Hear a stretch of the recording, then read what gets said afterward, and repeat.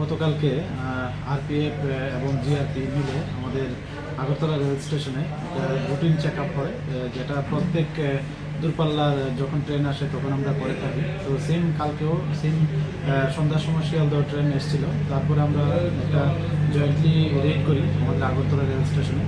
তো এটা জাস্ট প্ল্যাটফর্মের ঠিক মানে জিরানিয়ার সাইট, যেটা আমাদের রেল স্টেশনের জিরানিয়ার সাইটের দিকে অন্তর্গত। আমরা মোট 350 বোতল স্কোপ উদ্ধার করি, যেগুলির মধ্যে মানে দুটা বস্তার মধ্যে ছিল, যে প্লাস্টিক বস্তা।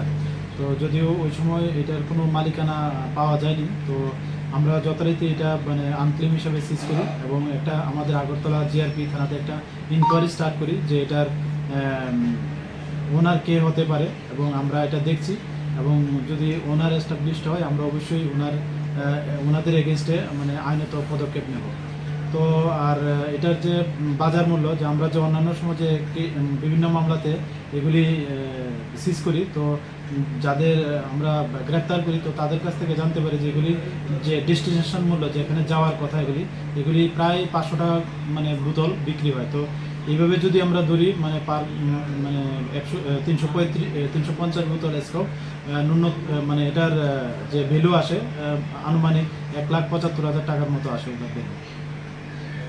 এমনি সিসিটিভি ক্যামেরার কি ফুটেজ কোন চেক করা হয়েছে? হ্যাঁ, এগুলি দেখা হচ্ছে, যদিও ওই যে জায়গাতে পাওয়া গেছে ওইখানে সিসি ক্যামেরা কভার করে না, আমরা কালকেই দেখেছি। তো আমরা অন্যান্য ক্যামেরাও চেক করছি।